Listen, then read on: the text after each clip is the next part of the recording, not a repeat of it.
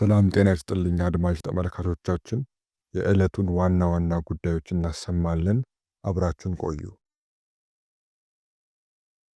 የምስራቅ ኢትዮጵያ የጸጥታ ግብረ ኃይል በድሬዳዋ በሶማሌ ክልልና በምስራቅ ሐረርጌ ሲንቀሳቀሱ ነበር ያላቸውን የኦነግ ሸኔ ያላቸው ራሱን የኦሮሞ ነጻነት ሰራዊት እያለ የሚጠራውን ቡድን 43 አባላት መግደሉን አስታውቋል።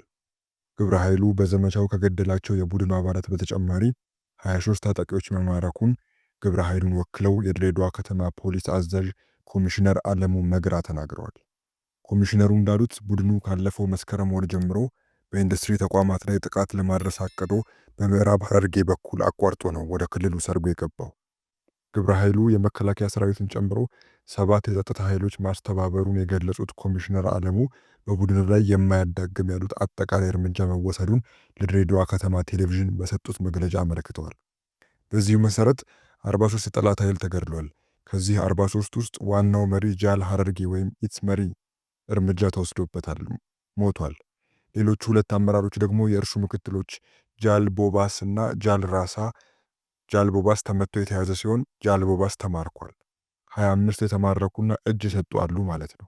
የምስራቅ ኢትዮጵያ የጸጥታ የጋራ ግብረ ኃይል አከናወንኩ ባለው በዚሁ ዘመቻ ከግብረ ኃይሉ ወገን ስለደረሰ ጉዳት ኮሚሽነር አለሙ በመግለጫቸው አላነሱም።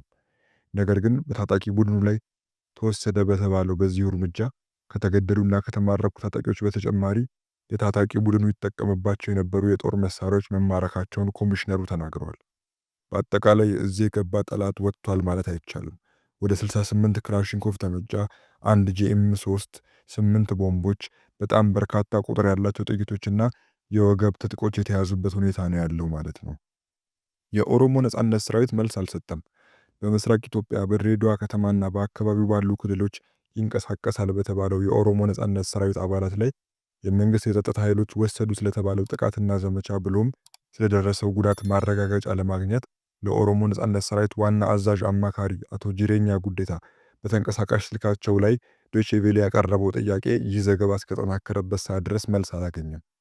በኦሮሚያ ክልል በተለያዩ አካባቢዎች የሚንቀሳቀሰው ራሱን የኦሮሞ ነጻነት ሰራዊት እያለ የሚጠራውና መንግስት ሸኔ ብሎ የሚጠራው ቡድን ከመንግስት የጸጥታ ኃይሎች ጋር የሚያደርገው ውጊያ አሁንም እንደቀጠለ ነው። የፌዴራል መንግስት የቡድኑ ዋና አዛዥ ጃልመሮ ወይም ኩምሳ ድሪባ ከሚመሩት ተደራዳሪ ቡድን ጋር ከአንዴም ሁለቴ በታንዛኒያ ያደረጉት ድርድር ፍሬ ሳያፈራ መቅረቱ ይታወሳል። ጠቅላይ ሚኒስትር ዶክተር አብይ ስለ መንግስታቸው ዝግጁነት ያሉት ጠቅላይ ሚኒስትር ዶክተር አብይ አህመድ ከህዝብ ተወካዮች ምክር ቤት አባላት ለቀረቡላቸው ጥያቄ መልስ በሰጡበት ወቅት መንግስታቸው ለሰላም ንግግሮች አሁንም በሩ ክፍት እንደሆነ ነው የተናገሩት። እኛ አሁንም ክፍት ነን ለመወያየት፣ ማንም ሰው በሰላማዊ መንገድ ህግና ስርዓት አክብሮ የሚመጣ ከሆነ ለመታረቅ አይደለም አብረን ለመስራት ዝግጁ ነን። አሳይተናል 2-3 ጊዜ። ገና እኮ ይሄ ለውጥ መጥቶ በማግስቱ ሁላችሁም ግቡ አይደል እንደ ያለው ማን ቀረ ከዓለም ብለው ነበር። እንዲያም ሆኖ ለሰላምና ለመነጋገር መንግስታቸው ዝግጁ መሆኑን የገለጹት ጠቅላይ ሚኒስትሩ ከታጣቂ ቡድኖች ጋር በንግግር ሊፈቱ የማይችሉ ያሏቸው ነባር ችግሮች መኖራቸውን ግን አልሸሸጉ። ምንም እንኳ ለእነዚሁ ለንግግር ምቹ ያልሆኑ ላሏቸው ጉዳዮች ሌላ የመፍትሄ መንገድ መኖሩን ቢያመላክቱም ሁለተኛ ነባር ችግሮች አሉ። በእኛ ውይይት የማይፈቱ፣ ከሸኔዎች ጋር ብንወያይ የማይፈታ። ለዚህ ደግሞ ኢንክሉሲቭ ናሽናል ዲያሎግ እናደርግ፣ ችግር ካለ እንደ ሀገር እንምከርና እንፍታ፣ ህገ መንግስት ይቀደድ፣ ባንዲራ ይቀደድ፣ ኢትዮጵያ ትቀደድ የምትሉ ሰዎች በእናንተ ፍላጎት ማድረግ አንችልም፣ እንወያይ፣ ህዝብ ይወስን ነው ያልኩት። በአማራና ኦሮሚያ ክልሎች አንዳንድ አካባቢዎች በታጣቂዎችና በመንግስት የጸጥታ ኃይሎች መካከል የሚደረጉ ግጭቶች አሁንም በቀጠሉበት ወቅት አንጻራዊ የጸጥታ መረጋጋት የነበረው ምስራቃዊ የሀገሪቱ ክፍል ከአዲሱ የኢትዮጵያ ዓመት በኋላ የጸጥታ ስጋቶች ጎልተው እየተሰሙበት ነው። የጋራ ግብረ ኃይሉ ቃል አቀባይ ኮሚሽነር አለሙ እንዳሉት ታጣቂ ቡድኑ ቀደም ሲል 2 የፖሊስ መኮንኖችን ጨምሮ በጸጥታ ኃይሎችና ሰላማዊ ሰዎች ላይ ግድያ ፈጽሟል። ግብረ ኃይሉ በምስል አስደግፎ ላቀረበውና በዘመቻው አገኘው ስላለው ድል የኦሮሞ ነጻነት ሰራዊት እስካሁን በይፋ የሰጠው ምላሽ የለም። ዘገባው የዶይቼ ቬለ ነው። ወደ ሌላ ጉዳያችን ስናልፍ በደቡብ ኢትዮጵያ ክልል የተከሰተውና ምንነቱ ለማረጋገጥ የዘረመል ምርመራ ሲካሄድበት የቆየው ሄሞራጂክ ፊቨር በሽታ መንስኤ ማርበርግ ቫይረስ መሆኑን መረጋገጡን የጤና ሚኒስቴርና የኢትዮጵያ ሕብረተሰብ ጤና ኢንስቲትዩት በጋራ በሰጡት መግለጫ ማሳወቃቸው ይታወቃል። የማርቡርግ ቫይረስ መንስኤ ማርቡርግ ቫይረስ ማርቡርግ ተብሎ በሚጠራ አርኤንኤ ቫይረስ ምክንያት ይከሰታል። በመጀመሪያ ከሌሊት ወፍ ወደ ሰው ይተላለፋል። በመቀጠል በበሽታው ከተያዘ ሰው በሕይወት ካለም ይሁን ከሞተ ሰው ጋር በሚኖር የደም ወይም ማንኛውም ፈሳሽ ንክኪ ከሰው ወደ ሰው ይተላለፋል። በበሽታው የታመመ ሰው ፈሳሽ ያለበት ማንኛውም ነገር ለምሳሌ ልብሶች፣ ፎጣ፣ አልጋ ወዘተ መንካት በሽታውን ያስተላልፋል። ማርበርግ እንደ ኮሮና በትንፋሽ አይተላለፍም። ምልክቶች ከተጋለጡ በኋላ ከ2 እስከ 21 ቀን ውስጥ ይታያሉ።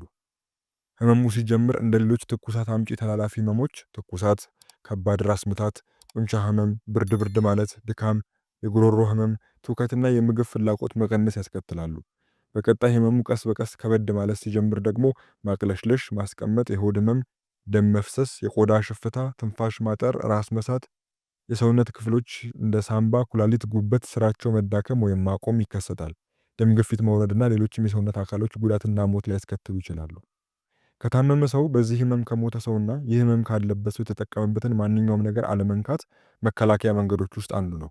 እጅን አዘውትሮ መታጠብ፣ ለጤና ባለሙያዎች ህክምና ሲሰጡ እንደ ኮቪድ ከላይ እስከታች የሚለበስ መከላከያ ወይም ፒፒኢ ማድረግ፣ በበሽታው ህይወቱ ካለፈ ሰው ቀብር ላይ ጥንቃቄ በማድረግ መከላከል ይቻላል። ከላይ የተጠቀሱ ምልክቶች ከተከሰቱ ወደ ጤና ተቋም በመሄድ የህመሙን ትክክለኛ መንስኤው በደም ወይም ሰውነት ፈሳሽ ናሙና ምርመራ ማረጋገጥ ይቻላል። እንደ አስፈላጊነቱ ግሉኮስ፣ ደም መስጠት፣ የደም ፕሮዳክቶችን መስጠት፣ ህመም ማስታገስ፣ ኦክሲጅን እንዲሁም መተንፈሻና የኩላሊት ህክምና እንደየክብደትና አይነቱ ይደረጋሉ። ለቲክቫ ቃላቸውን የሰጡት ዶክተር ሰላም የተወሰኑ በሙከራ ላይ ያሉና በተወሰነ መልኩ ውጤታማ የሆኑ የህክምና አይነቶች እንዳሉ የቅርብ ጊዜ ጥናቶች ያሳያሉ ብለዋል። ወደ መጨረሻ ጉዳያችን ስንሄድ ቲክቫ ኢትዮጵያ ያስነበበውን አንድ ዘገባ እናወራለን። ከሰሞኑ 2 ጓደኛሞችን ጨምሮ 5 ኢትዮጵያውያን በደቡብ አፍሪካ የተለያዩ ከተሞች በተሰነዘረባቸው ጥቃት ህይወታቸው ማለፉን በደቡብ አፍሪካ የሚኖሩ ኢትዮጵያውያን ተናግረዋል። ነዋሪዎቹ እንደሚሉት በተለያዩ ጊዜያት ኢትዮጵያውያንን ያነጣጠረ ጥቃት በታጠቁ ሰዎች ተደጋጋሚ እንደሚፈጸም ተናግረው ይህም የበርካታ ኢትዮጵያውያን ህይወት መቅጠፉን ገልጸዋል። ለደህንነታቸው ሲል ማንነታቸው እንዲገለጽ ያልፈለጉ በደቡብ አፍሪካ የሚኖሩ ኢትዮጵያውያን ለቲክቫ ኢትዮጵያ እንደገለጹት ከ2 ቀናት በፊት በደቡብ አፍሪካ ደርባን ከተማ 2 ኢትዮጵያውያን ጓደኛማቾች ማንነታቸው ባልታወቁ ታጣቂዎች መገደላቸውን ተናግረዋል። በተመሳሳይ መልኩ የጆሃንስበርግ ከተማ ነዋሪ የሆነ የ3 ልጆች አባት ከስራ ወደ ቤቱ በሚመለስበት ወቅት በታጠቁ ሰዎች በበርካታ ጥይት ተደብድቦ መገደሉን አስረድተዋል። በሌላ መልኩ አንድ ወጣትና ሌላ ታዳጊ በዚሁ በጆሃንስበርግ ከተማ አቅራቢያ በስራ ቦታ ሱቅ ውስጥ እያሉ በጠራራ ፀሐይ በታጠቁ ሰዎች በጥይት ተደብድበው ተገድለዋል ሲሉ ገልጸዋል። በሀገሪቱ በኢትዮጵያውያን ላይ ተደጋጋሚ ጥቃት የሚፈጸም ቢሆንም በፈረንጆች አዲስ ዓመት ዋዜማ ጎልቶ ይስተዋላል ብለዋል።